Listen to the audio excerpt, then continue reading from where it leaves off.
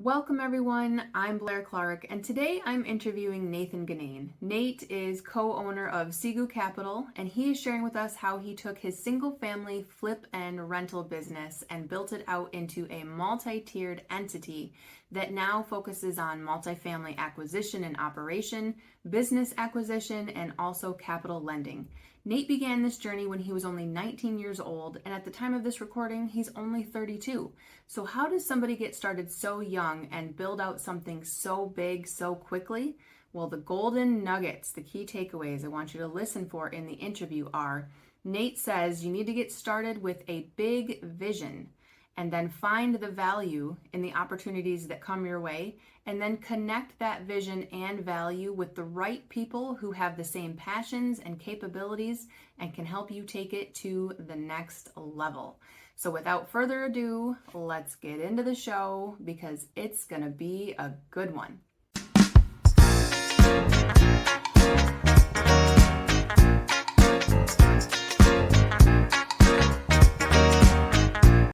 Welcome everyone. With me today, I have Nathan Guinane, but I just call him Nate. Nate, how are you doing today? Thanks for joining me. I'm doing great. Thanks for having me on. I'm pretty excited about it. Cool. Absolutely. I am really excited to talk to you too. I've known Nate for the last several years.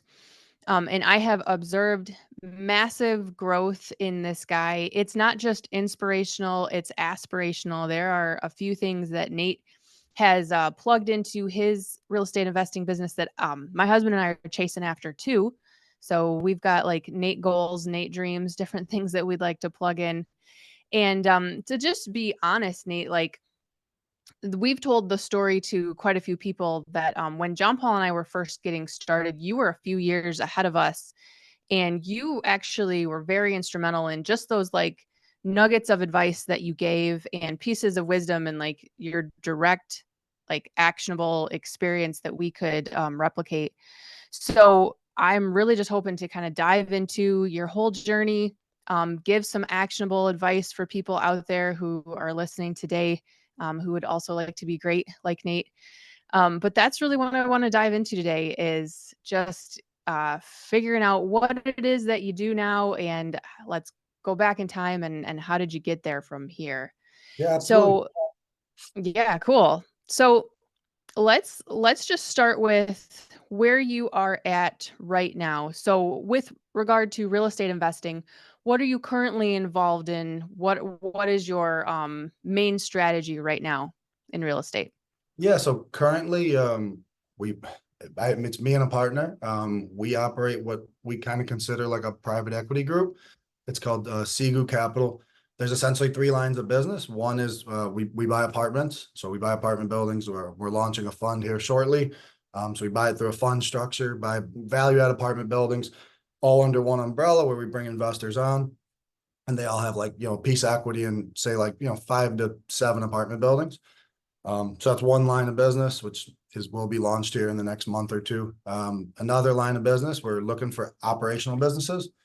So we're looking to purchase those. Very kind of similar model where we think we can add a lot of value and plug in operators and give them a strategy, high level management type stuff.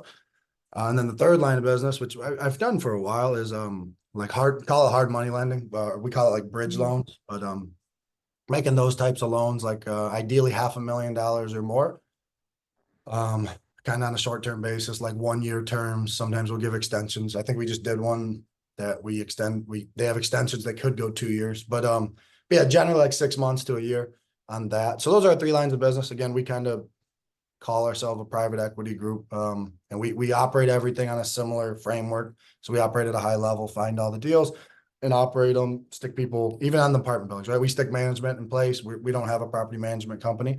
So we operate those very similar, just sticking a good team in place and manage them from a high level on a, bi-weekly basis. Okay, let's dive into that before we go back in time and get to the beginning of your journey. Let's dive into those different areas. So you said that there are three different layers to what it is that you're doing. So Yep. you have capital funding, Yep. apartment buildings, so multifamily, And then what was your third one? Was it acquiring Yeah, businesses or was it coaching business owners? it's kind of a combo, but it's acquiring the Okay. businesses. So we're looking to buy operational businesses that Hmm.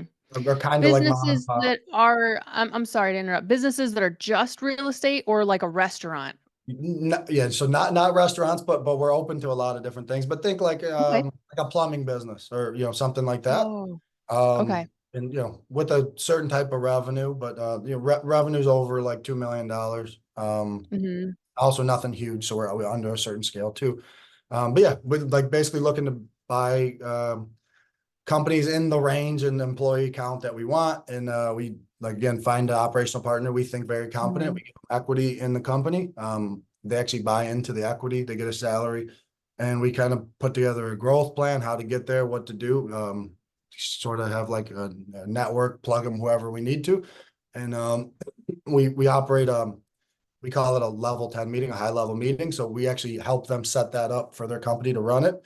And we try to add value that way and to kind of help steer where needed. But let them, they're small, they'd be a business owner Hmm. themselves. So to operate that. But yeah, Okay. similar framework to the apartments. Like I said, kind of things that are maybe like they're great businesses, but maybe they were never built to cross a certain barrier. And then Hmm. we purchase it, go and push it past that barrier to align with our goals. So there's a guy on YouTube. He might be affiliated with Bigger Pockets or not. I can't remember, but his name is Jay Scott, and I have heard him describe sort of what it is that you said. So, one of the things that Jay mentioned that he did is he purchases businesses that are sort of complementary to real estate, like you just said, like maybe a plumber.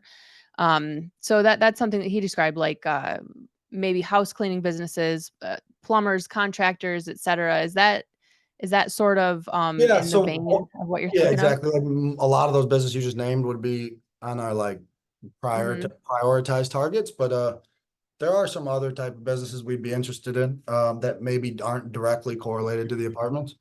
But yeah, Okay. a lot of the initial targets are those types, call them like home services and different things. Mm-hmm. Yeah. Okay. So let's say I had a flooring company and I really wanted to scale and grow. And so Nate and I, just for context, we're both located in the Metro Detroit area. So let's just say I was a Metro Detroit contractor and I had a small flooring company. If I came to you for your services, walk me through how you would guide me through that, or what it would be that Yeah. that I might get from it. Yeah. So like say, all right, so say you have a flooring business, right? And we target maybe like two kinds of owners. There's other types Mhm. of owners, but two types. And one type is like you're retiring. So say you're fast forward and say Mm. you're like 60 or whatever, and you want to just retire. Well, that's one way, right? We just buy it and we'll stick our own operator in place. But say say you're your age and you want to just grow your business and maybe you're hitting barriers you can't cross and somehow we run into each other. What might be a good fit is we could buy, I don't know, whatever, 60%, 70% of your company at a fair valuation to you. Uh, and again, the situation changes. Say, a lot of these small businesses too, like might not like the business side, but maybe you love the flooring side, but you just don't like the other stuff, right? Might be a reason you want to sell. So say you're doing, I'll do quick numbers. Say you're doing like 4 million in revenue, and your bottom line is a million. So you're netting $1 million a year. So we might say like, oh, your company's worth $2.5 million. So if we're going to buy half the company, we'll give you 1.25 million. So you get to stick that in your bank account. We own half the company. And again, depending on the situation and what role you want to do, we figure out a salary for you as well. So you own half the company plus a salary for your day-to-day job. And we would help because we want to push the business. So we would want to push that business from $4 million in revenue, say to 15 million. And that would be why you want to join us. You're like, wow, like I could own 100% of a business that does 4 million revenue, or I could own 50% of one that does 15 million. And Mhm. kind of get a bunch of money, have a liquidity event, also, get a salary. And then maybe we stick you in a seat you truly love. I think that's huge for people. There's a lot of small business owners that love flooring, like you absolutely love it, but you Mhm. all these other things you don't like, right? We could take those off your plate, put someone in that seat, and that allows the business to grow. Most mom and pop businesses we've run into that are stuck, they're stuck because they're doing a part of the business they don't like. And Yeah. because they don't like it, they're not good at it, and they're inefficient at it and things, and maybe they can't delegate. And because we buy part of the business, we help that delegation, and we run this meeting and set all these goals. We basically have this whole thing. Here's how we set goals, do it all. We kind of, not that we force it on the company, you would pretty much only do that with us if you agreed with our framework and our logic and, right, we're very aligned. So if we were aligned, then you might agree to sell us that chunk of business. And we, go from there, and we try to make it a, 15 or $20 million revenue business. Mhm. So it's like a win-win, right? That's what we're shooting for. Our biggest core value, so we do some core value stuff, is we believe in win-wins for everybody. So if you came to us with that deal and I didn't believe we could add value to you, I wouldn't even want to do it because it wouldn't be successful. So if we couldn't add Mhm. value to you, I would maybe say, hey, we just need to buy your whole company. Um, right. Just because if we're not aligned, I wouldn't want to be button heads. Mhm. Yeah, Sorry, no, that came the path of least resistance, right? Yeah, exactly. But so yeah, I hope that answered the question, kind of clarified that.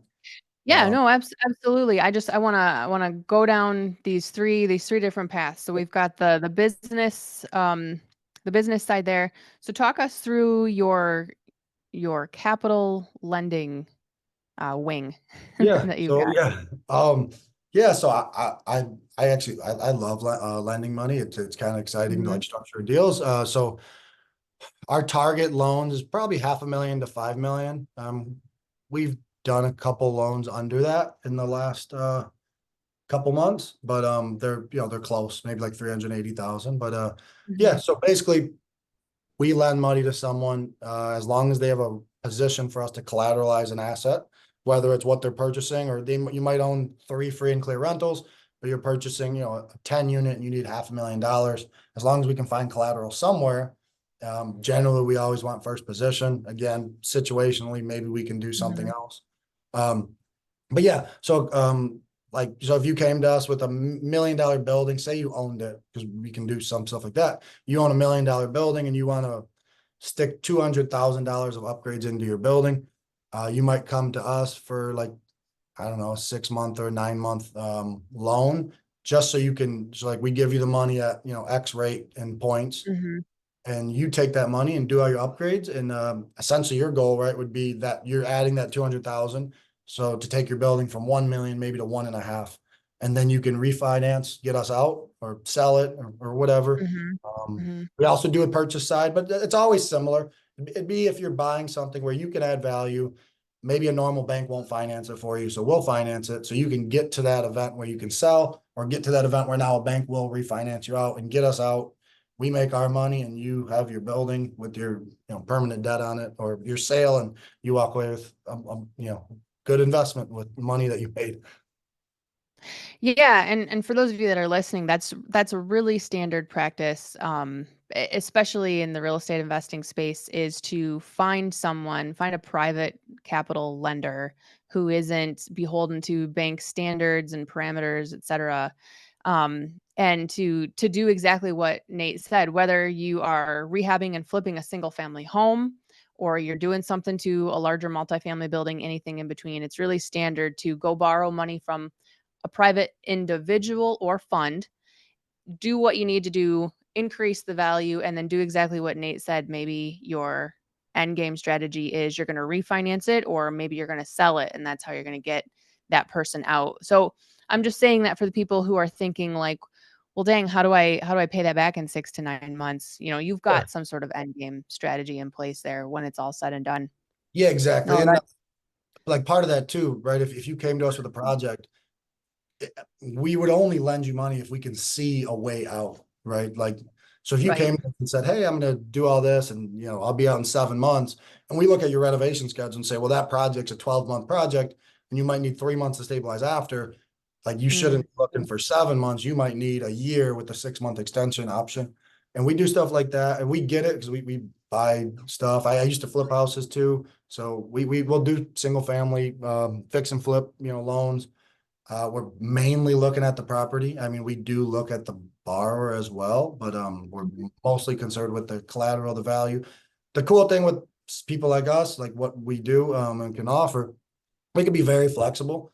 And we can do things really fast. Like I think we funded a loan in like 4 days, a pretty complicated one that I would say most banks probably couldn't have funded it anyway, regardless of the time frame. We did it in like 4 or 5 days because all we care about is we do a quick valuation, do a bunch of stuff, verify that there's no liens as stated. And yeah, we can get money to people pretty quickly. Ideally, we get 2 weeks, but we can fund anywhere down to a couple days. But yeah, like 2 to 3 weeks would be a perfect situation. And but yeah, for it. So if anyone new was watching, some people might think it's like not possible to get money to do something. Um, it's very possible. Like the lending we do, again, as long as you're not getting in over your head, we're willing to lend it. Mhm. But then they'd have to bring money to the table. We're generally not funding 100% of anything unless there's sufficient collateral, probably beyond that one property. But there's Mhm. ways to do that too, so we can 100% finance people. And then as we get relationships with people and they have a track record, improve things, we can offer, better terms, better financing, maybe quicker turnaround times because we, might need to vet the sponsor a little less because you've already been vetted through our other dealings. But, but yeah, Mhm.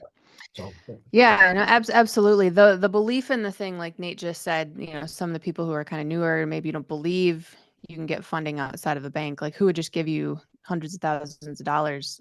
So my husband John Paul and I was talking to Nate about this off camera.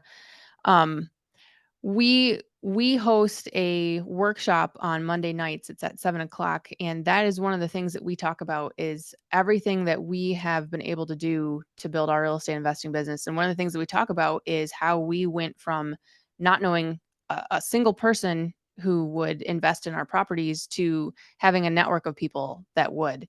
And so private money lending or private capital, whatever you want to call it, equity funds, it's definitely a thing that's out there, but people need to know where to go to even find that. So if that's something, if you guys are listening right now and you want to learn more about that, I won't really dive into that here, but you can just go to our YouTube channel and look for our video on private money lending, and we dive into how we made it possible for us. So Nate, the third arena that I heard you say you are in at the moment is multifamily acquisition. yep. Let's dive into that right now. Yeah. Also, like, so prior to the name we operate under now, so we're in SiGu Capital. We also operate Mhm. funds. They're called Divergent Capital Fund One, Divergent Capital Fund Two. That was me and my current partner plus another partner, and we still operate that. In the last 2.5 years, or maybe call it 3 years, under those two funds, the three of us, we bought $41 million of apartment buildings. And Mhm. in that, I'm kind of including like part of the renovations and stuff. But right around $40 million in apartments. We operate those under Divergent Capital. So I'll like talk about those because we're targeting the same types of assets and our new thing. So we're called SiGu Capital, SiGu Capital now. So targeting the same kinds of assets, but I'll go into those. So basically, we target apartment buildings. Well, in those funds, we're anywhere from 20 units to 200 units buildings. Now we're more looking for like 50 units to 250. But basically the same type of target. Generally, we're looking for something where we can add value in any way. Most of the time, it's some sort of like, oh, your rents are 750, and I know I can take them to 950 by doing X, Y, and Z, which generally is some sort of renovation package. A lot of times we can do that just by maybe like going in the units when they get turned, and we'll add LVP flooring, maybe change countertops, paint it, make it nice, do different marketing, do different things just to align it with the market. So right, like just quickly, like to understand value, if you took a building that had 50 units at 750, and maybe 2 years later your 50 units are now at $1,100, you added $350 a unit across 50 units, whatever that is. That might be $16,000 a month. Um, that's a lot of money, right? $700,000 extra in income. And I could have messed that math up. I'm not sure, but right, you can see that by doing that, there's value that gets added because in the apartment world, everything's based on cap rates. So as long as that Mhm. cap rate didn't change in your market, so if you bought at a 7 cap, which we can explain, but if you buy at a 7 cap and it stayed a 7 cap market 2 years later when you achieve those rents, you added a lot of money, right? That's $700,000 additional income. There's going to be some expenses to that, but marginally because you're already operating the building. So you can kind of divide that by say 7%, and roughly that's the amount of value to add on that building there. That might have been, I don't know, a couple $1 million. So anyway, that's like the thesis, right? In what we do. And a lot of times the sellers we're running into are kind of they're like some sort of mom and pop. Sometimes they've owned them for so long that they're just misaligned with the market, or don't want turnover, right? They're still making great money and they just don't want the turnover, the headache to push those rents to that 1,100. They're Mhm. happy with 750. So that's one. There's other types of buyers too, and some people maybe similar to us, like they bought maybe 6 years ago and took it from 400 to 750, and just want to realize the capital event by selling, and maybe don't want to stick the extra $1 million or whatever into the property to get it to that next level. Where for us it makes perfect sense. So again, kind of like a win-win. Everyone we bought from, I would say, was a win-win. They were very happy, and we were happy with what we got. Yeah, no, that's great. As I listen to this, the couple of main takeaways that I take away is it seems like over the years that you've been doing this, the main skill set that you have built for yourself is looking for or finding value and raising funds. Okay, so let me rephrase that. I kind of stumbled over my words. It seems as though the skill sets that you have built over the last few years are raising capital and finding value.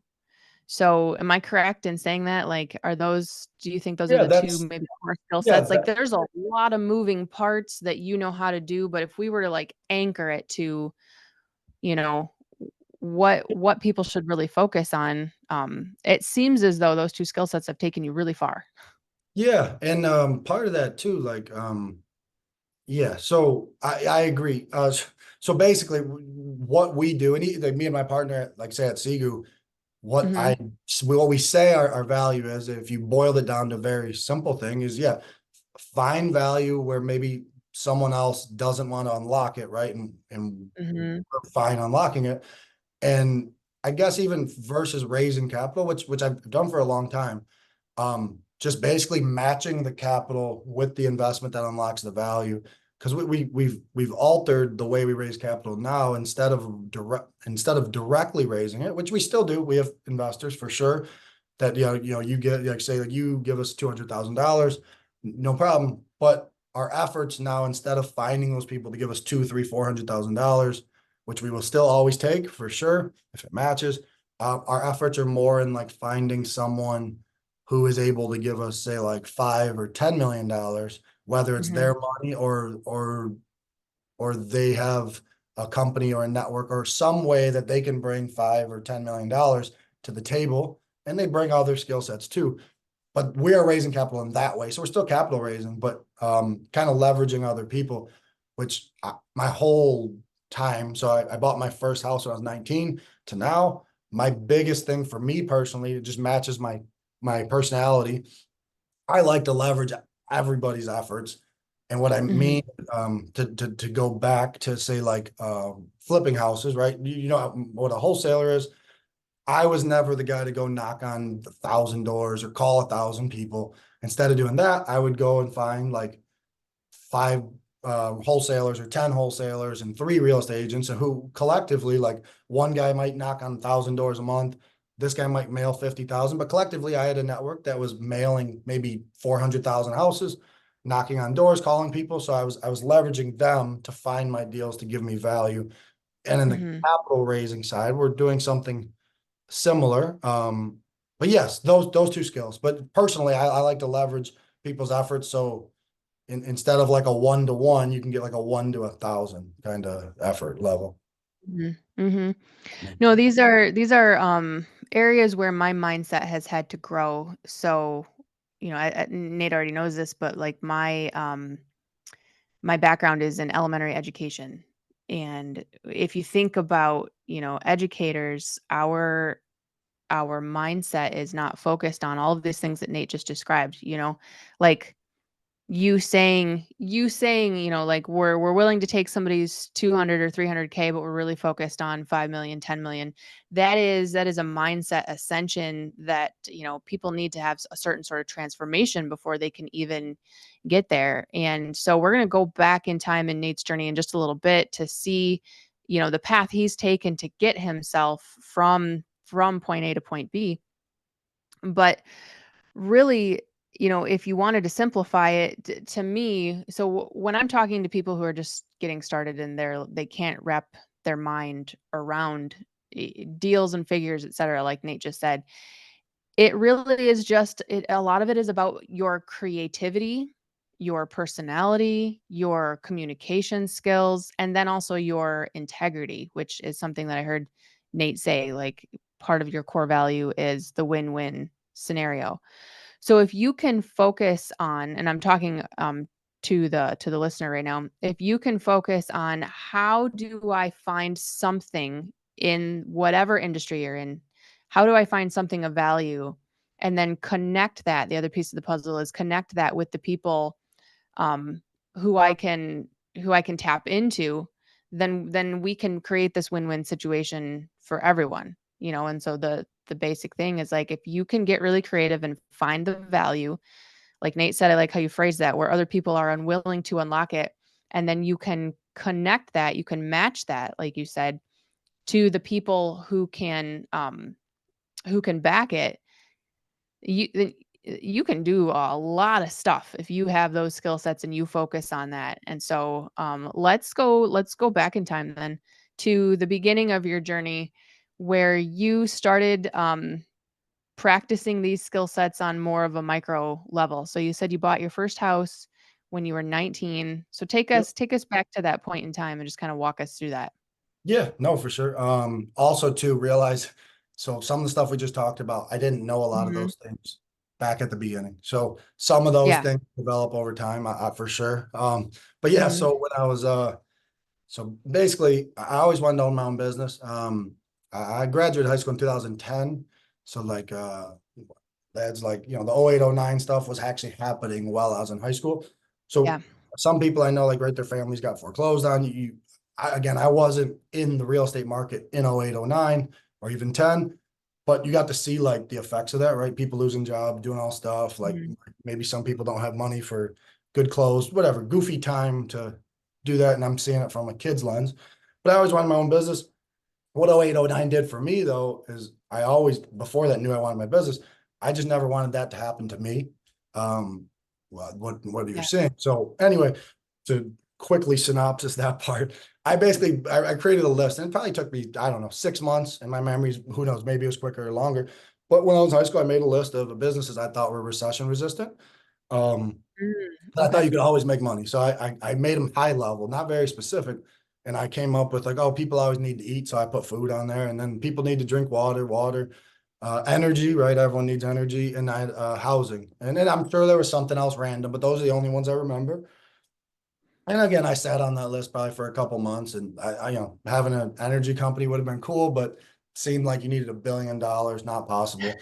Water, I don't know how you make money with water, because water's kind of cheap in the city. Like, who knows? People do, right? There's water, millions of water brands, but same thing with Hmm. food. Like, okay, you probably need a lot of money to compete with Kroger, or you can be a restaurant, which to me was very not recession resistant. I saw restaurants Not at when I was all, in high right. school just be ghost towns, right? So Mhm. to me, not the opposite of recession resistant is a restaurant. And not, again, I don't, people can probably make that work. So anyway, I was left with housing, and my dad used to own some rentals before I was born. I think he probably had like 19 or 15 or something. He ended up selling his rentals when we were born. He took a job at Chrysler, and just to have stability and health insurance or whatever. But so at my point, I had some knowledge that it was possible because my dad did it.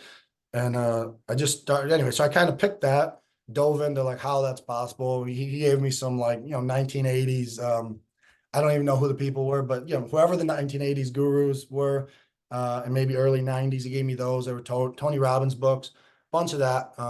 So Mhm. also before picking housing, he gave me like Tony Robbins books and stuff because I was asking for it.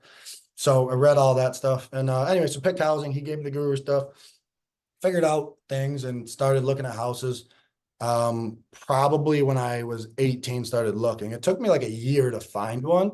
Part of the reason was because I was so young. Like I actually at the time, I was like a kid, right? I think of myself as a kid then. Even like to do it, I figured out a whole bunch of stuff that I thought I was really smart and the logic made sense. So I knew that these houses in St. Clair Shores at that time. So now you're talking 2012. I would have been 19. That's when I bought my first house. 2011 is when I started looking. Houses in St. Clair Shores, you could find, pull up the MLS, and there was page after page of houses under $50,000. Ridiculous Yeah. amount. And you could quickly look, and this isn't how you establish value, but you could look that 3 years prior, like this house sold for $200,000. And right now it's Yeah. 30, right? Like super quick math was like, this doesn't make sense, but it did, but 30,000 for a house, I figured you couldn't lose on. Your rents didn't go down. So I'll fast forward a hair and then I'll go back. The first house I bought was $25,000 in St. Clair Shores. 2.5 years there, it sold for 160,000, I think, or roughly. So I bought a house for 25,000, stuck no money into it the day. It was fine. I today I probably would have painted it, but it was fine. So I just put it up Sure. for rent. I think 2 weeks later, I had a tenant. He was like a nurse, made great money. I think he just got divorced, so he had goofy credit, but it was understandable. I could connect all the dots. Stuck him in at 800 or 850. 2 weeks after I bought it. So now you do the math. And as a kid, I didn't do what I do now, where you like have buckets of replacement reserves and all this stuff. So I was like, oh wow, like $9,600 a year on 25 grand. That's really cool, and it was. And the investment made total sense. I'm just saying I didn't know how to underwrite perfectly. I just kind of probably said, oh, $1,000 a year in repairs or whatever. But my point to me was a no-brainer. That guy needed a house. $800 was, I still thought, a steal. He got a 2-bedroom house for that. And again, it probably was generating 25% returns on our cash deployed, which is 25,000. And we owned it all cash. I didn't use leverage. I don't think I got my first real loan was I refinanced my house, which was my second house I live in. I refinanced it right before rates jumped recently. So maybe 2 years Okay. ago. Before that, I never had a real loan a day in my life. People, I'll get into that. But like I went into banks and they would like laugh me out. They'd be, oh, we don't do that, or you're too young and whatever. And I had a bunch of them. I had pretty big collateral at the time that I thought. So that anyway, part of the journey. But yeah, so I picked houses, dove in.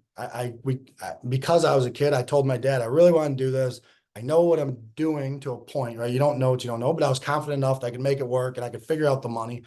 By the way, at the time I started, I probably had like 2 grand saved. I got a job at a car wash directly out of high school. So I had probably $2,000. I didn't never really spent too much money. So that went up. I think by the time I bought the house, I had $5,000 or $6,000 saved specifically to buy a house.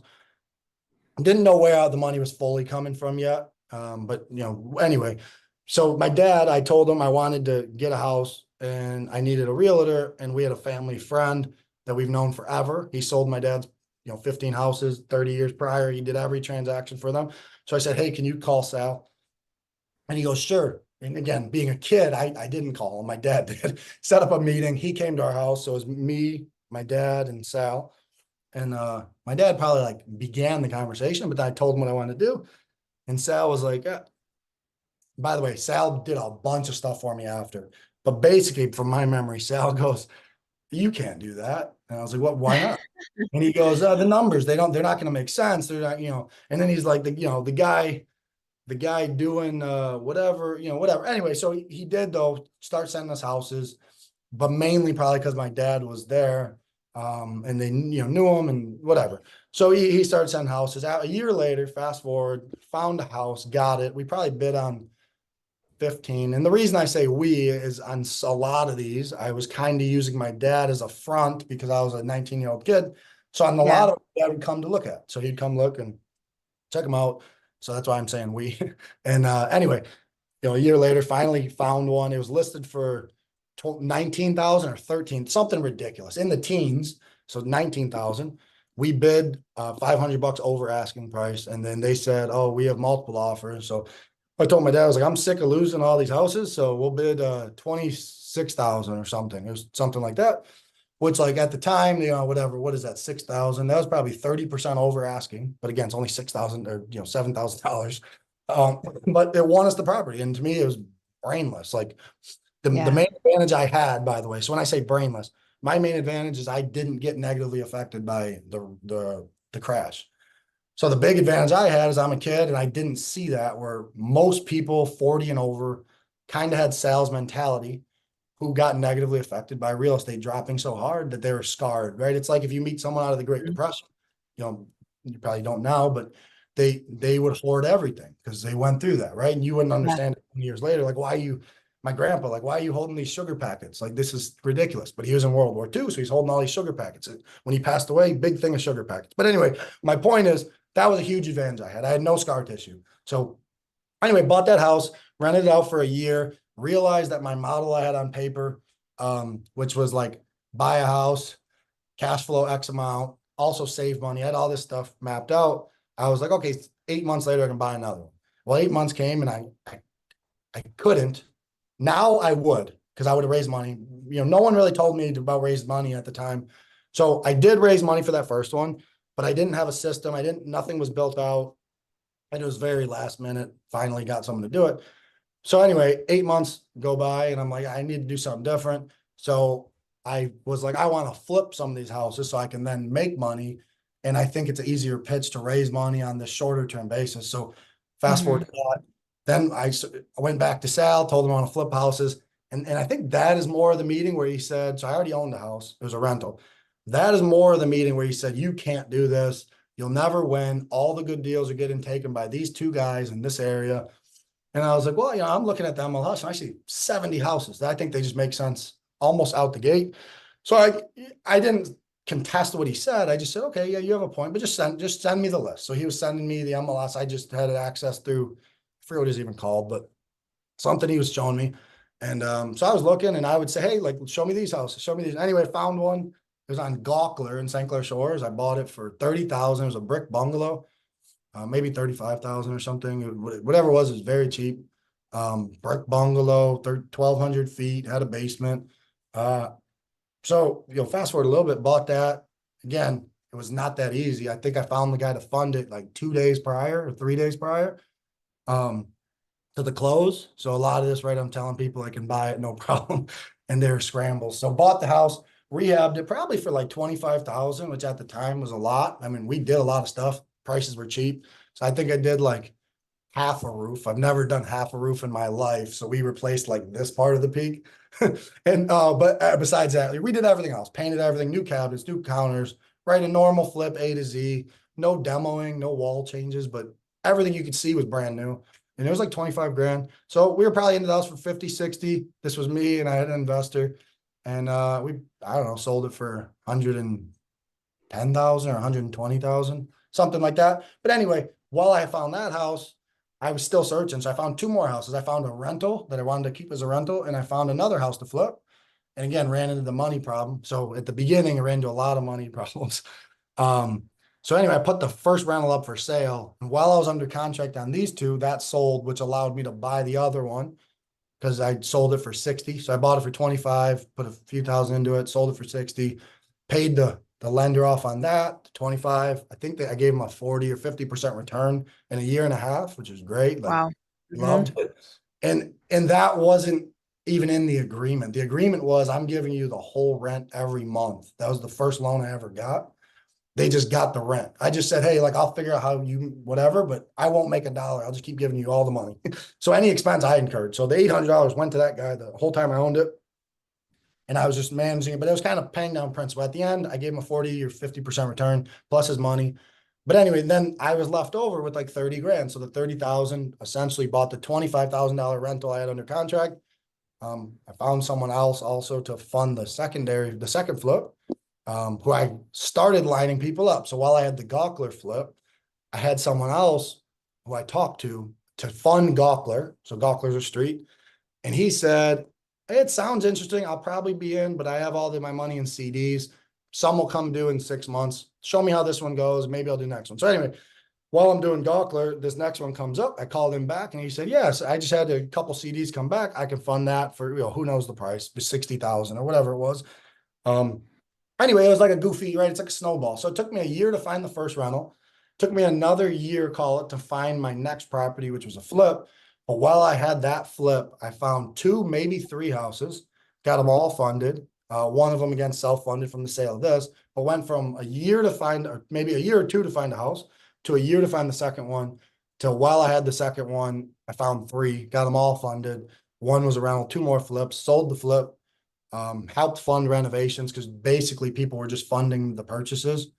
Mm-hmm. On the Gawkler thing, I think I did get another 10 grand from somebody for part of the renovation. But anyway, right, there's a big snowball. And I was like, oh, this is cool. And I'm super, like, I love it, and kept finding more and more stuff. And then when I started the second flip, I bought two or three more, and maybe I had like 3 or 4 projects going. Right. And it all builds on itself. And you learn a lot, make a lot of connections, and ran into a lot of goofy stuff, and you're just problem solving the whole way. But yeah, so at that point in my career, I did everything, meaning like I didn't do the work. There was a couple things I would jump in if no one could be there and I wanted timetable, but yeah, I hired all that out, but I did everything. I did, after my first couple properties, what I did, the first few properties, I hired an inspector, and I told him, I was like, hey, don't give me any paperwork. Don't do anything. I'll just follow you around, act like you're doing a report. Just don't fill anything out. Show me everything you're doing. And he did. He was awesome. Everything he did, I just mimicked him. And I was like, oh, so what are you looking at here? And he'd explain, like, oh, I'm looking at the pitch of the house, the grade. I checked that first. And then after I checked that, I go to the basement to match up what I saw with any damage. And then after that, I go and check out the roof. And then I check out the HVAC system, right? He did this whole thing. I might have used him on 4 houses, paid him whatever he asked, $200 a house. Super cool. Like, I felt like I learned everything he knew, which wasn't true. But everything he knew over a 30-year career, I felt like I knew a good percentage of it, right? It's like the 80-20 rule. I figured out 80% of what he knew with $800 in 4 hours of my time. And then I self-inspected everything after that.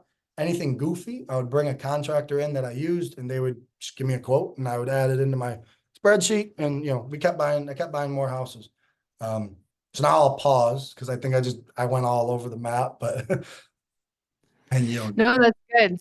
So that exact story that Nate just told about the inspector, maybe 6 years ago, Nate told that story to my husband.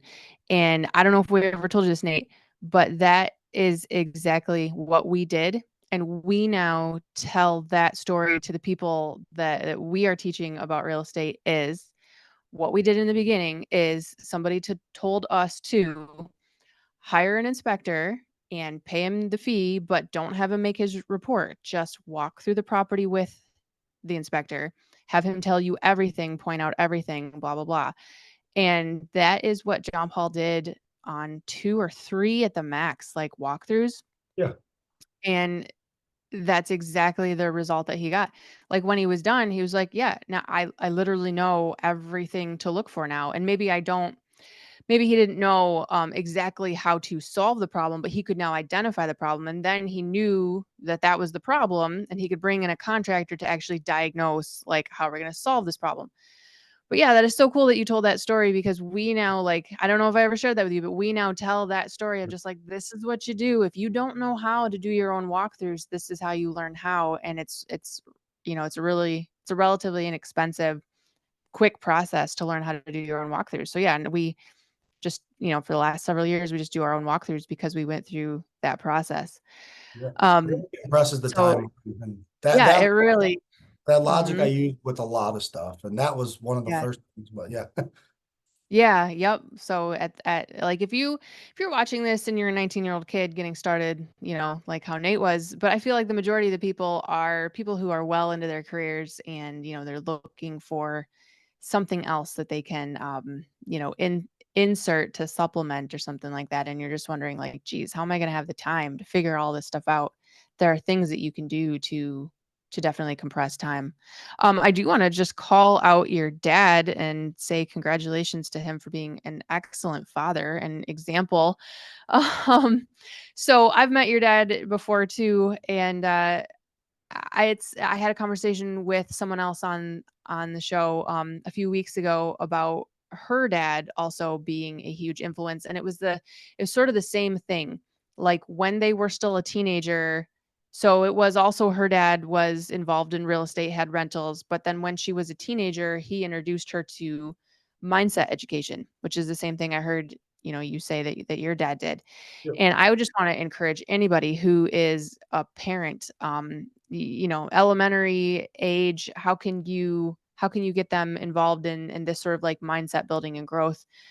So what I do with my little boys right now, they're 6 and 8, is I walk them through a lot of different like problem solving scenarios so that they just start developing like a problem solving sort of mind. And then when they become teenagers, I will absolutely say, like, if you listen to this podcast, if you read this book for X amount of time, I'll give you ice cream or something like that. You know what I mean?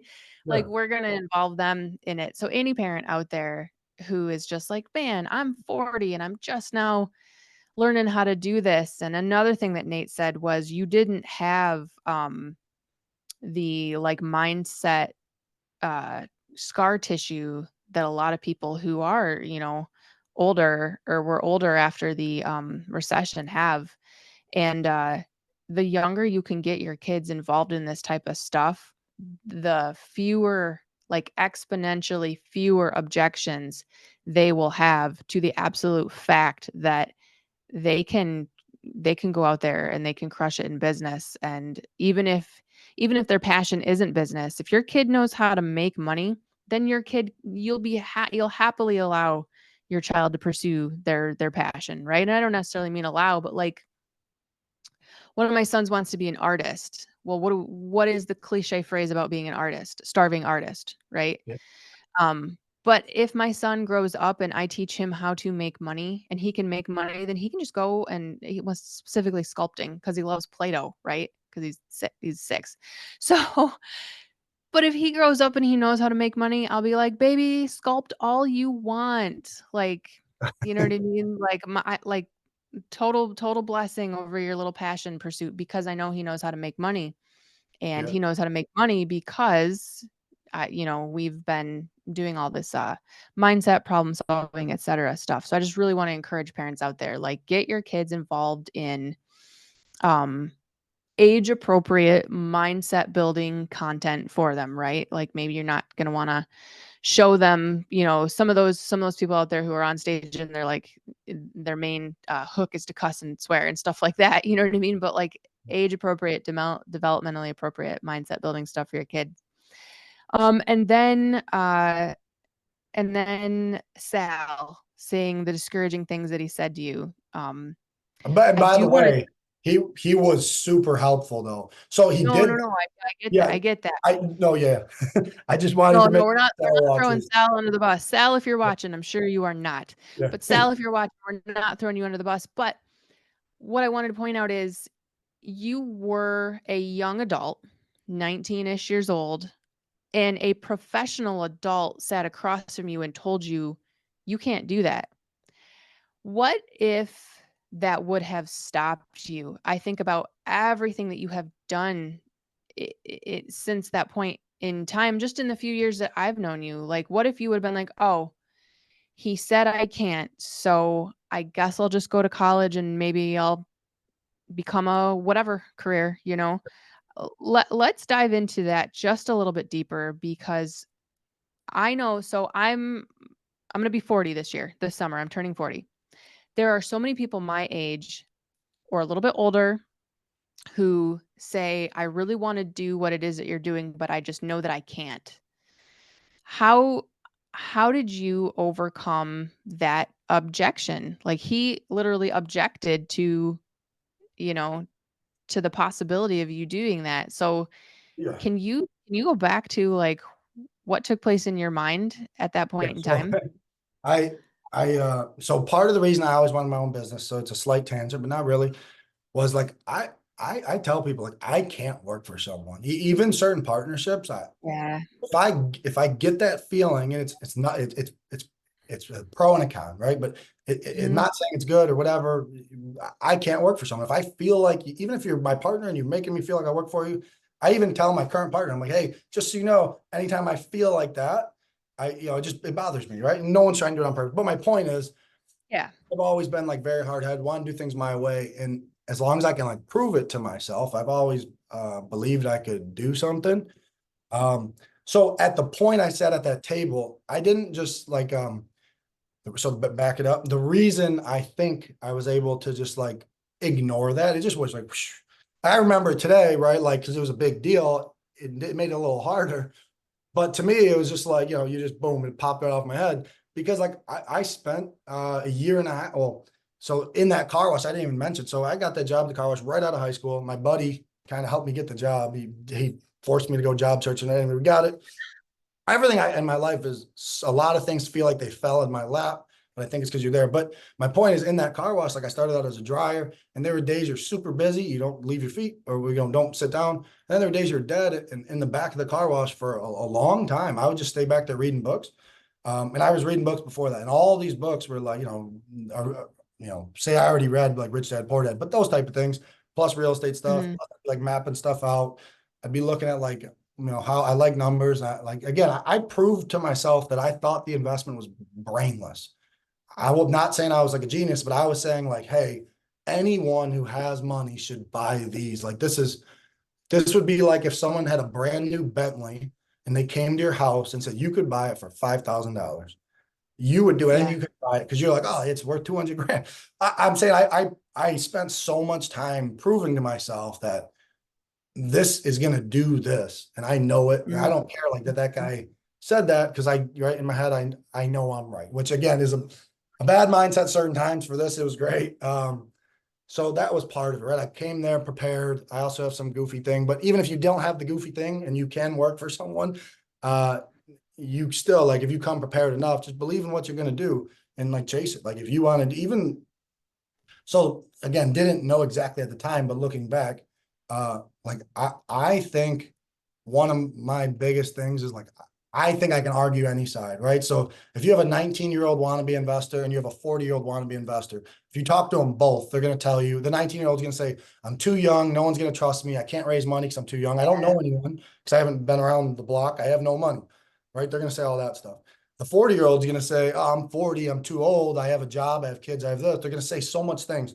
Both of those Mm-hmm. people, if you talk to them, are going to say the other guy's going to beat me, right? I was always the opposite. Like when I was 19, I was like, oh, I have more energy than you. I have so much time on my hands. I can do anything.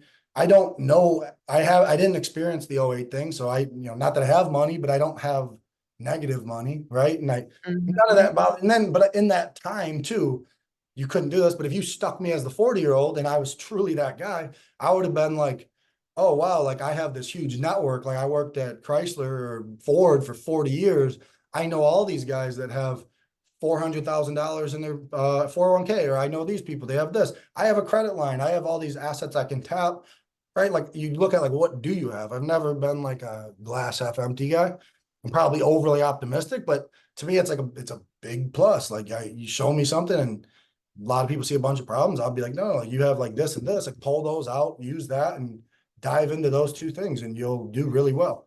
Right. Like, so back all to all that, like I said, the negatives, there were a lot of negatives that are walls I ran into, but you're just like leaning into your big benefits, which are ways you can add value. So Mm-hmm. both of those things combined. And again, I didn't know at the time, but the value adding thing, I meant it when you were talking 10 minutes ago or something, you were talking about, you kind of were saying something and essentially it was like how to add value to someone, right? Like getting a deal. Mm-hmm.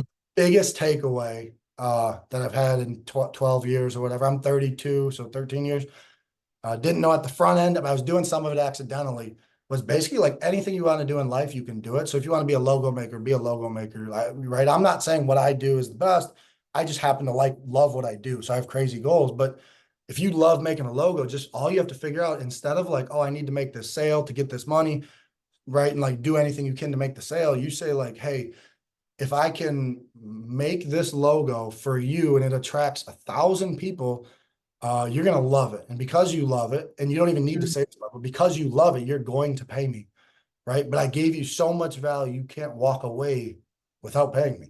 But everything, right? Even you, everything you're doing, and if you can look through this lens, anyone who's starting, all you need to do instead of worrying about all like the goofy stuff, just figure out how am I adding value to every party in this transaction. So if you're a house flipper, don't think of it like, oh, I'm ripping this person off. Like the house is worth 200 grand. I'm buying for 100. And like, no, you're buying a house from someone who, for whatever reason, can't sell it conventionally.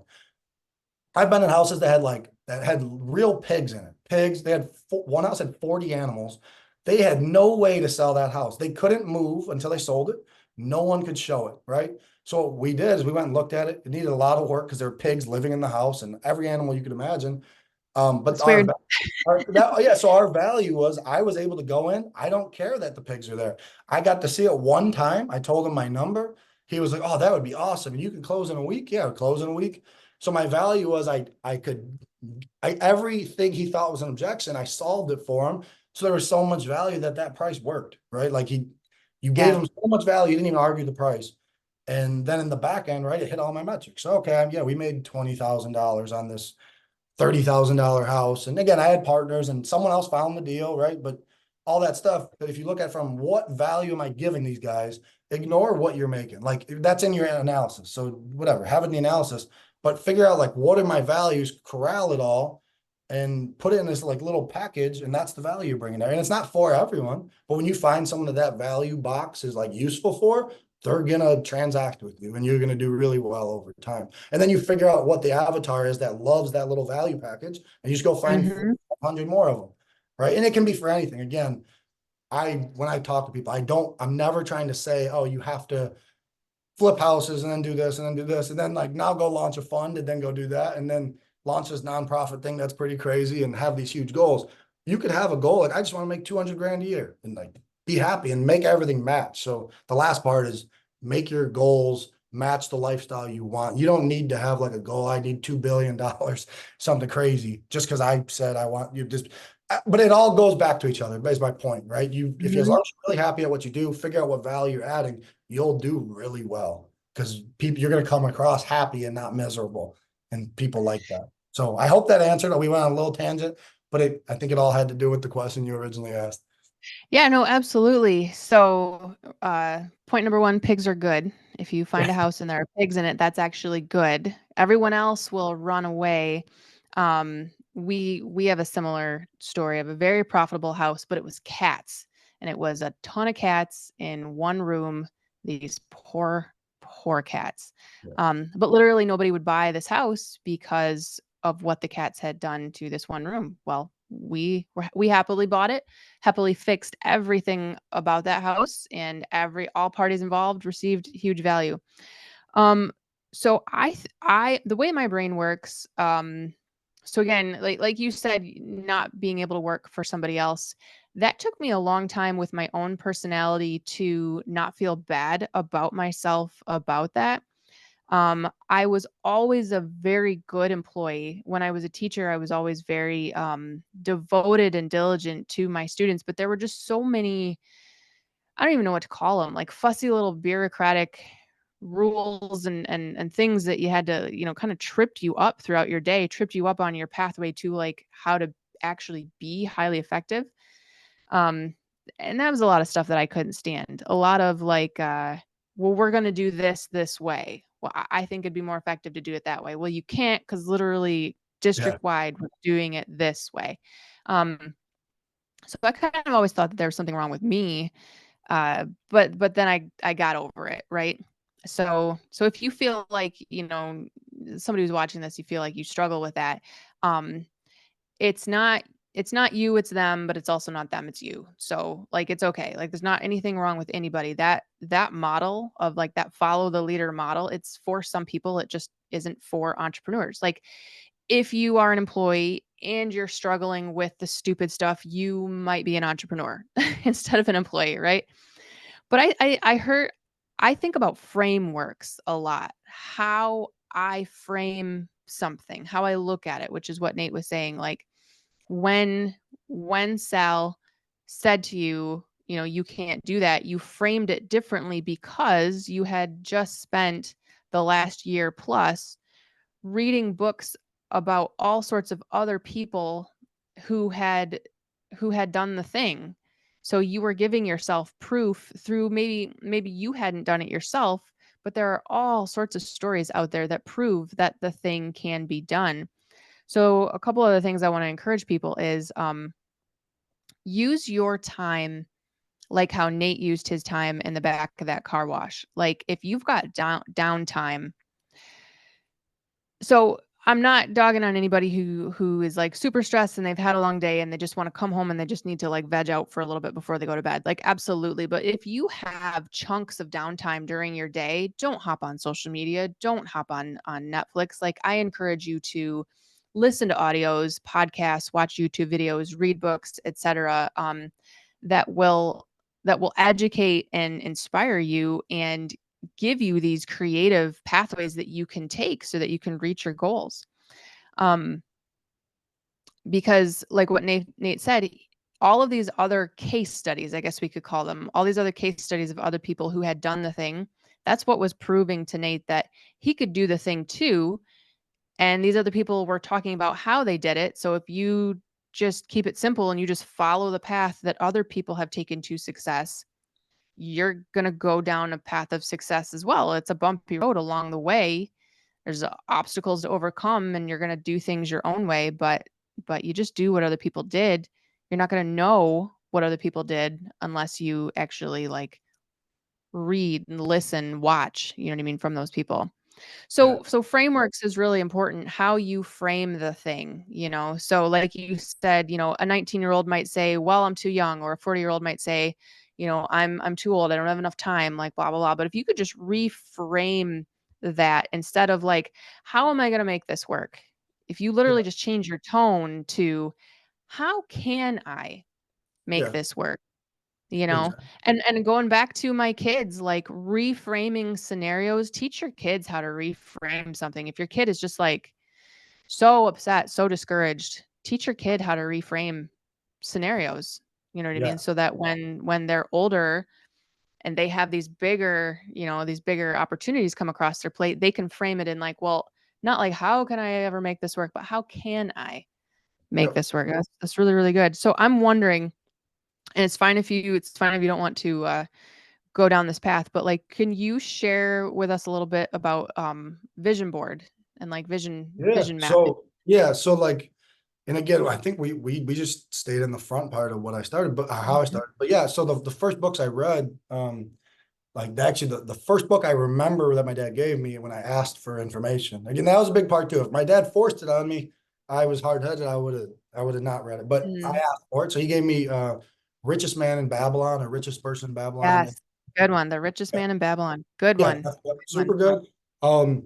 So cool stuff. And anyway, but the handful of books he gave me had like, like kind of like the secret type stuff, like the like manifestation type things, like Yep. think about it. Yep. And they all were like saying that even if the book wasn't directly about it, they were talking about goals. And so I dove into how to do that. Um, and I don't remember which book actually told me how to do it, but at the beginning, I wrote. Again, I lived with my parents out of high school, obviously, so I had like stuff on the wall. So I made like a vision board, and basically, like, on my vision board was like buy 25 houses. I think it was probably I think in like 2 years, it was like make $1 million. I had like cars on it that I thought were really cool, and I'm not even a car guy, by the way.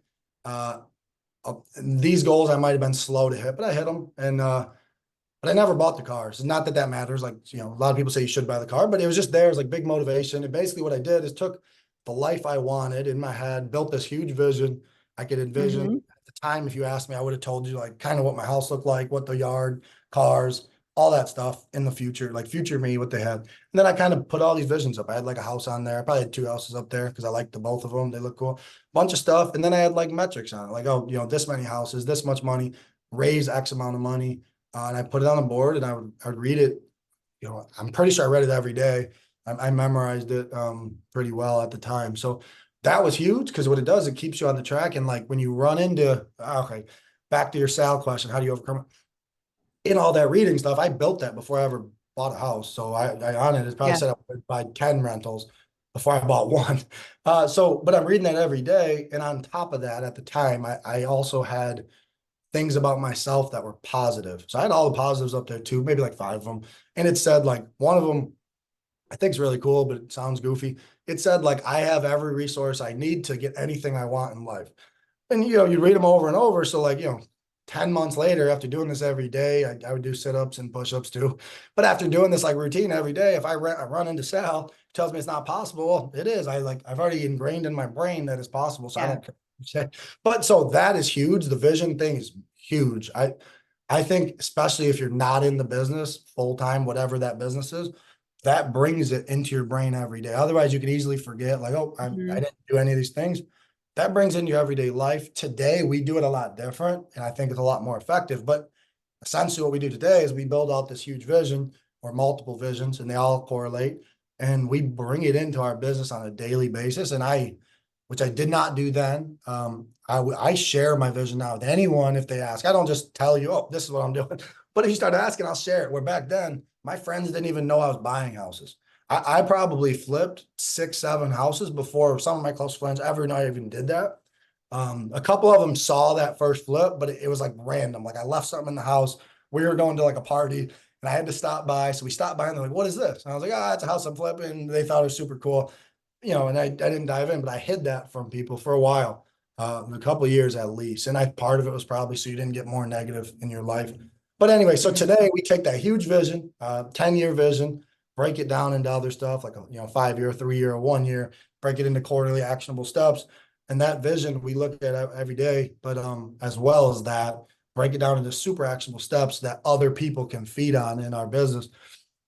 And they may or may not know it. We let them know, but basically by doing these things, I'm going to achieve my goal in a very Mhm. way. Where then I Mhm. did that too, but not as specific, right? I had this goal, buy 20 houses. So I was like, okay, to buy 20 houses, I got to buy one. And then I was like, once I buy one, now I got to buy 3 more. And it was less systematic, very effective still. Definitely do it. Simple is great. It gets you through the door. The thing I'm doing now, 19-year-old me probably wouldn't have been able to do. I would be like, what is all this? I don't need that. And whatever. So what I had at the time was very effective. But it's huge. Everybody should do that. And again, whatever your goal is, you don't over goal yourself with so figure out what you want your life to be and then just match everything to it and how your business Yeah. runs, everything. Like I said, don't be like right? If you talk to someone who's like successful, like to me, success just means you're happy at what you do and you love your life. That's all it means. You can make 50 grand a year, 10 grand a year, 400. You could have no job. You could have no house. Who cares? If you're happy, to me, that's successful. Because if you're happy, that means you fulfilled everything you want to do and you Mhm. continuously do so. So part of that, if you're going to build a vision, build your vision, like ignore everybody else. Figure out where I want to live, what I want to do that, reverse engineer your business, what you like, all that. What are your customers? Like eventually you can get it down to like, oh, I don't like working with these types of people, so I'm not going to. And that can be part of your vision. Right up front, I don't work with these kind of people. Not, just meaning like it's a right, like maybe you don't want to, like if you're again a logo designer, maybe every time you do a gas station's logo, they're a pain to deal with because they're thinking about X and Y. You just get it off your vision. You don't work with them, figure out who you want to work with. And Mhm. anyway, super helpful. So there's been a lot of things that I've come to realize were extremely helpful. That is probably the most important thing I think anyone could do in anything in life. If you want to work out, make a vision board, like stick that in there, right? Like, no Yeah. deal. Yeah, a visualization is something that I think a lot of people kind of write off or just, they think it's kind of woo-woo fluffy stuff. And there are a lot of I think maybe books, audios, etc., that you could consume on visualization that are very ethereal and very fluffy, etc. But when I think about it, what I think is so some people might say like, well, all visualization is you're saying something is true and then it comes into your existence, when that term that you use, like manifesting things. And a lot of people kind of like raise their eyebrows at that, turn their nose up at that, because they're like, you can't just stick something on your wall or say affirmations every day and then the thing just, like materializes into your life. And the answer to that is you're right. That's not how it works. But when you visualize on a daily basis, on a regular basis, where it is that you want to go, you will notice that certain behaviors and certain patterns and certain habits about yourself start to change and shift toward acquiring, manifesting, toward that thing that you are visualizing. So you are, like Nate said, you're ingraining it, you're embedding it into your brain of, this is the thing that I want. I'm looking at it every day. I'm thinking about it every day. Because you're thinking about it every day, your creative brain is now creating like different pathways that maybe you could take, or like, oh, maybe I should stop doing this because that probably won't lead to that, or maybe I should stop spending my time on this and start spending my time on this. So it's a behavioral change. It's a mindset change. So for a lot of people who have just,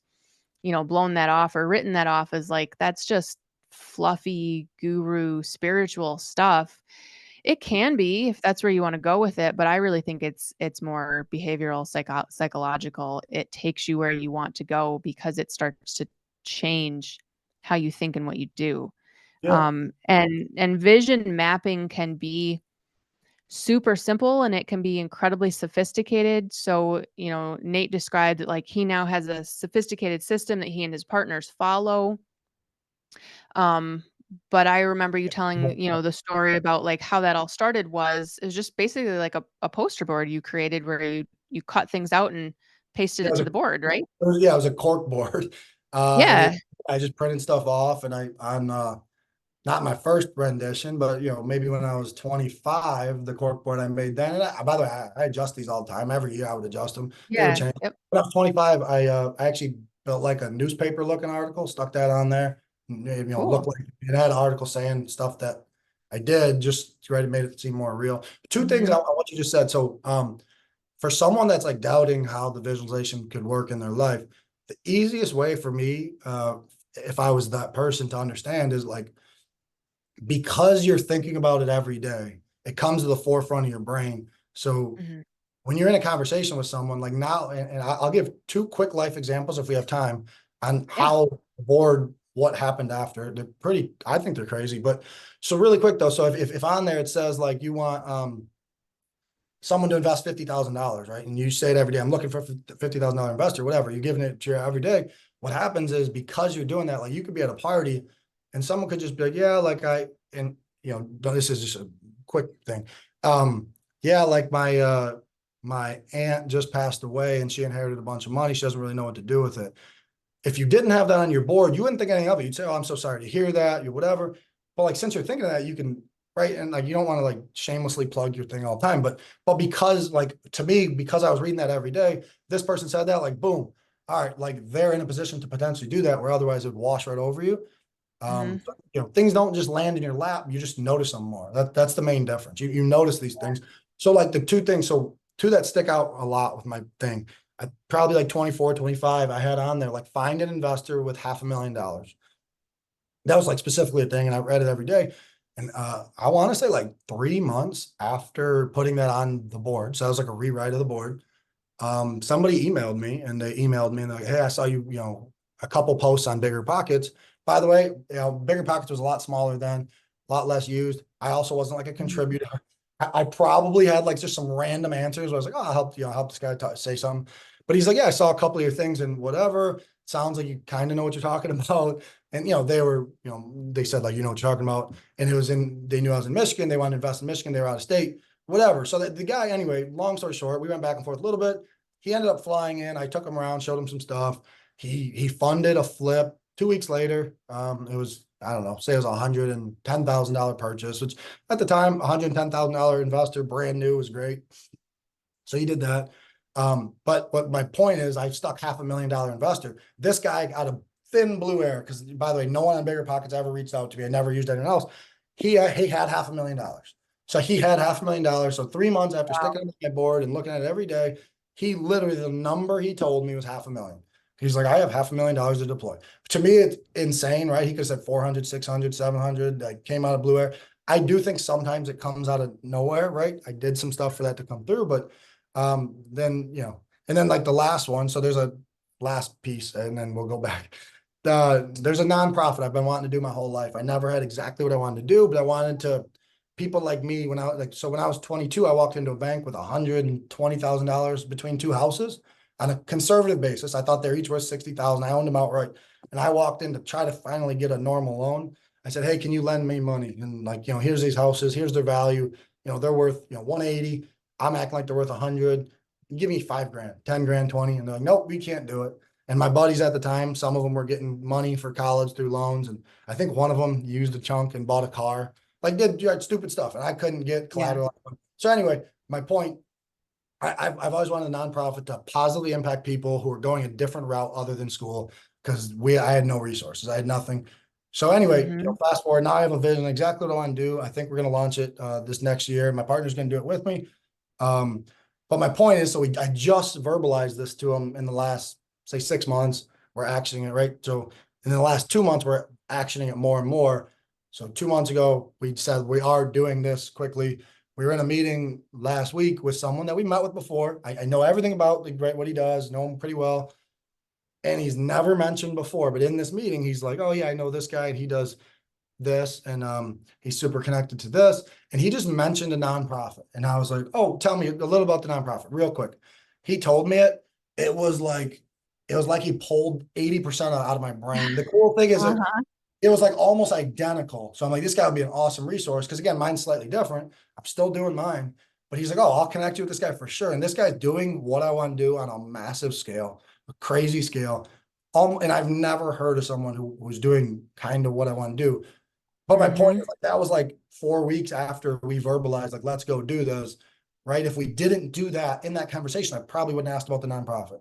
Like, not, right. But I asked them, and it literally verbatim, it would look like we plagiarized his thing. So I even told him, I was like, before you go any further, here's my plan, just so you don't think I'm plagiarizing what you're saying, because it's very similar. But my point, Yeah. right, that was something that went on our goal board a couple months ago.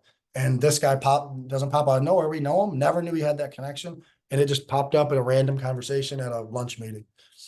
Mm-hmm. So, and he's connected with some of the biggest schools in the country.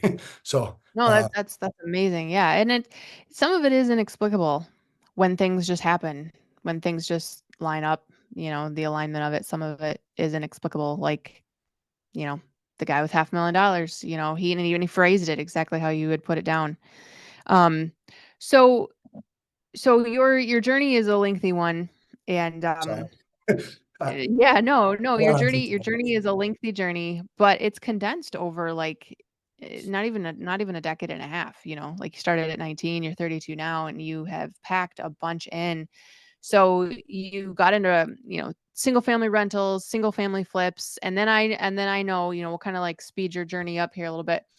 You started with some small multifamily, you built up a portfolio of that, and then you moved into the larger multifamily, which has then grown and morphed into, like, now you're doing a larger scale capital lending. You're doing, business, maybe acquisition or restructuring, et cetera. Like, this has really grown for you in the last 12 years. And there are people out there who just experience incremental growth year after year.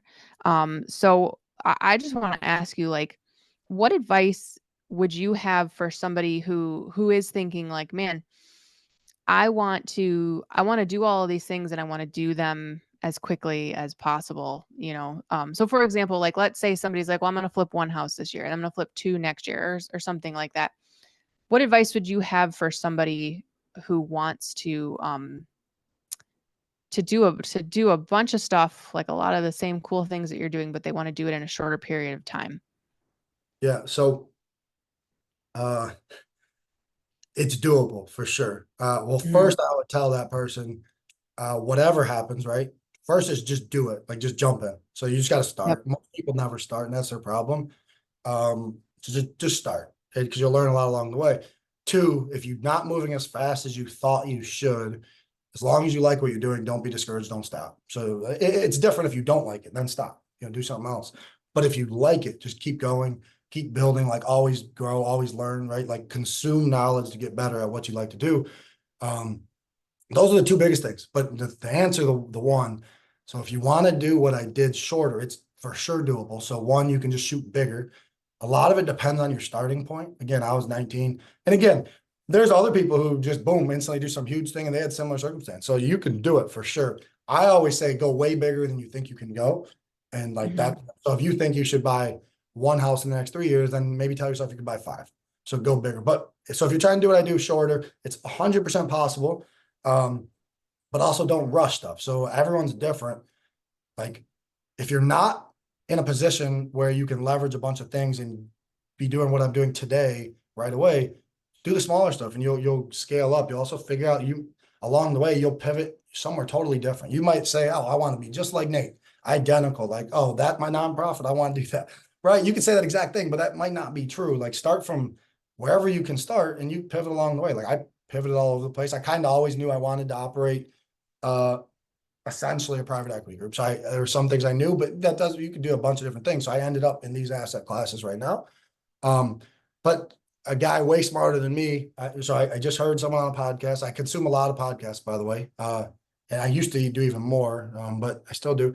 Anyway, I was just listening to one and he said he was sitting in a room. He's a high level fund manager, billions of dollars. He said he was in a room with like 20 to 25 of the best fund managers in the world. Warren Buffett was talking. Warren Buffett, by the way, is like one of my favorite people. One of my favorite books is Snowball, but anyway, about his journey. But anyway, Warren Buffett was talking, and the guy that was talking on this podcast about this experience said everyone in that room was there. The reason they were there is they're the best fund managers in the world. They were in the room to figure out how to be Warren Buffett, but how to do it faster. So, like your question, you asked, that's what they're there for. And he said what Warren Buffett said is that's not possible.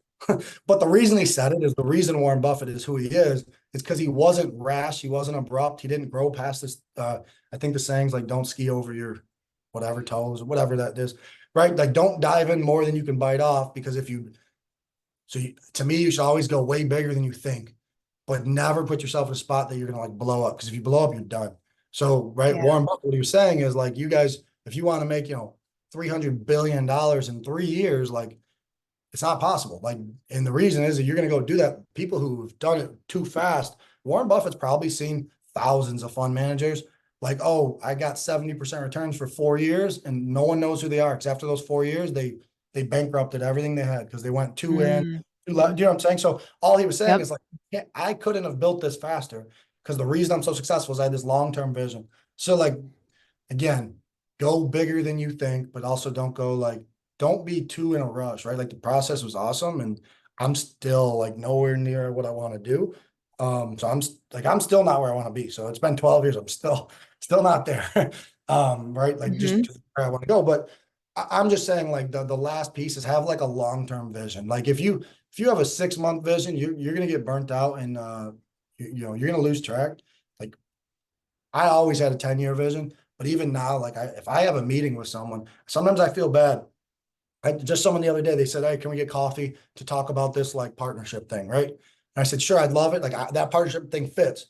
I was like, but just know when I meet you, I'm thinking like 1 to 2 years out. Like you're not doing business with me next week for this specific thing.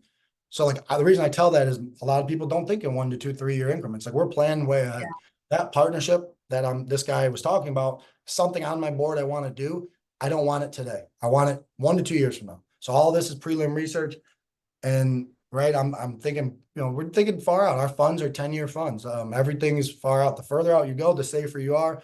And I don't know the saying, but basically, like when you do that goal, there's someone else says it, but like you'll undershoot your 1 year, meaning like you're gonna say I'll make 2 million and you're gonna miss that mark. But your 10-year goal, you'll probably crush if you stay in it. So your 10-year goal might be make 5 million.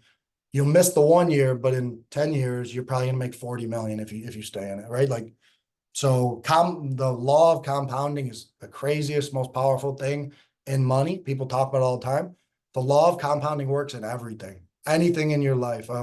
Right? Like if you're a big guy that works out, whatever, or girl, over time you'll realize how big compounding was. The first year, super hard. Second year, like, but if you look back 8 years, you're like totally different person.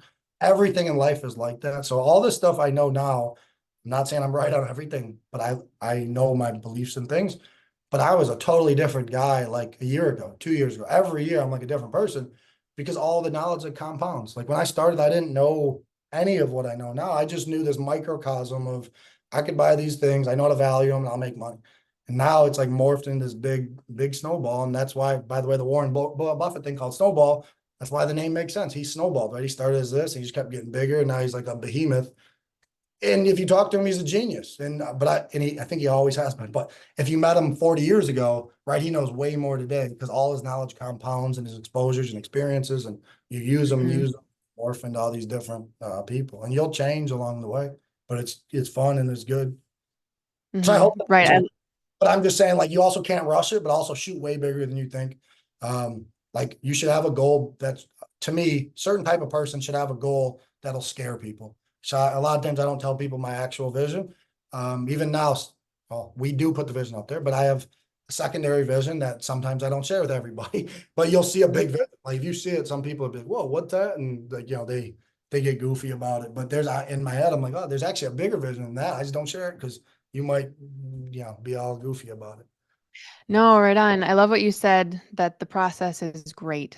And I think that maybe we don't give that enough credit, the process. So you actually turned me on to the 10x is easier than 2x pathway. It's not even just a book. It's like this whole rabbit trail you can go down if you start listening to Ben Hardy and Dan Sullivan, and it's just this whole mindset that you can get into, and it is all about doing bigger um, or moving faster.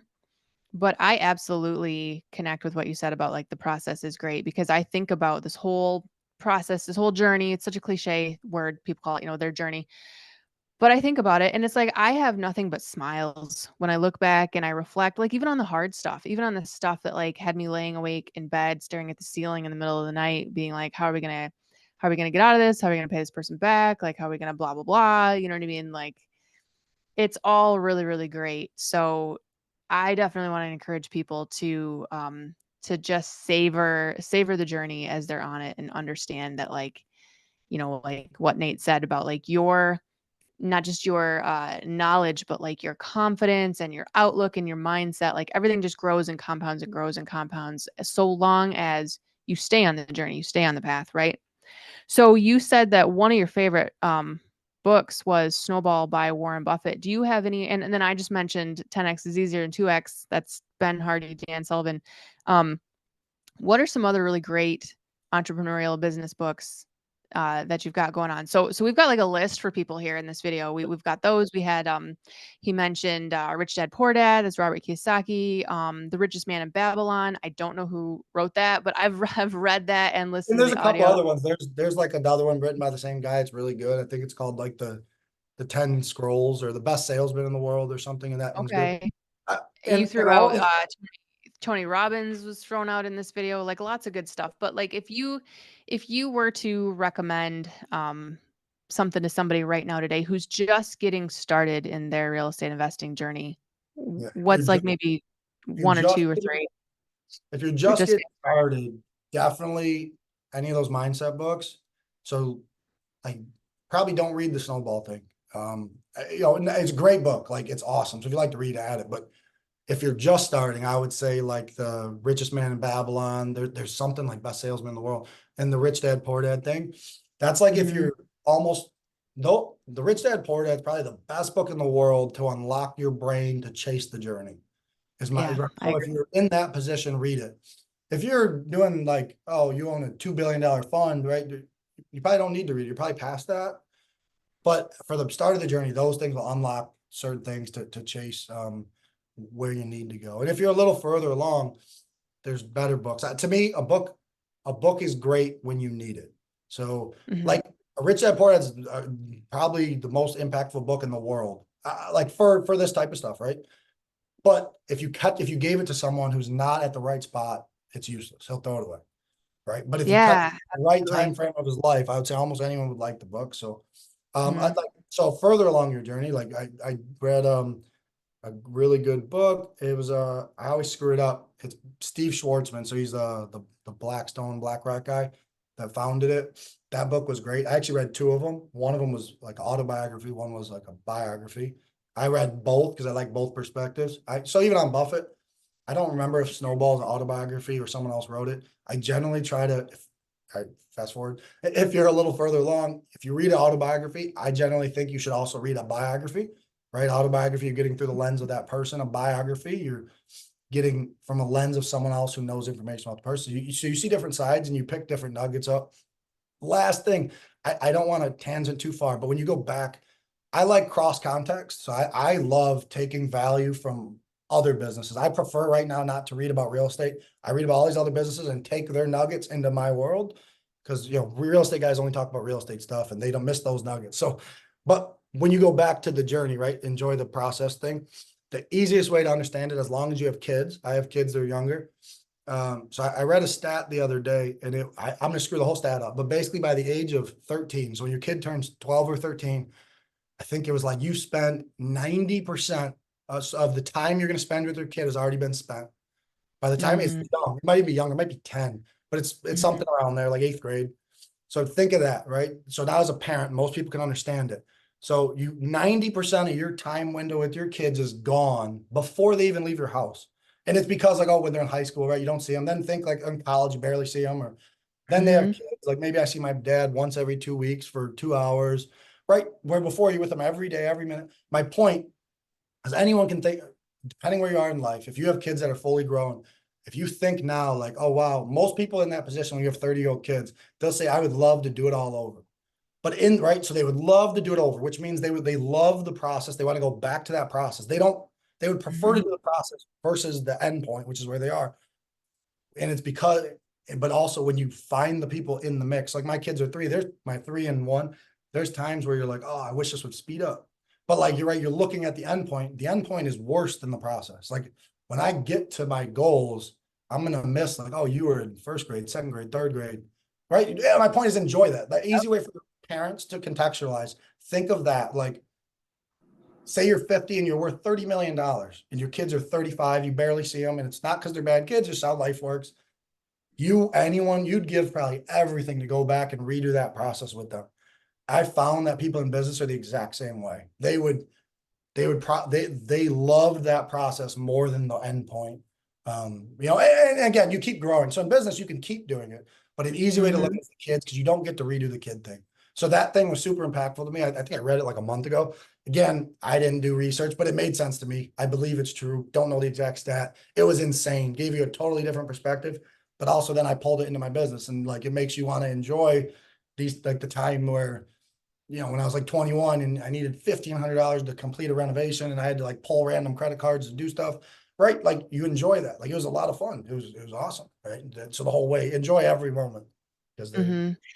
Yeah, absolutely. And like you describing that, somebody might be thinking like, well, it doesn't sound like a lot of fun trying to pull money from here, from there. In the moment, like when you're right in the middle of it, no, it's not. But like when I look back at uh I call that shooting moves. I say that to my husband all the time, just like gotta shoot a move, gotta shoot a move.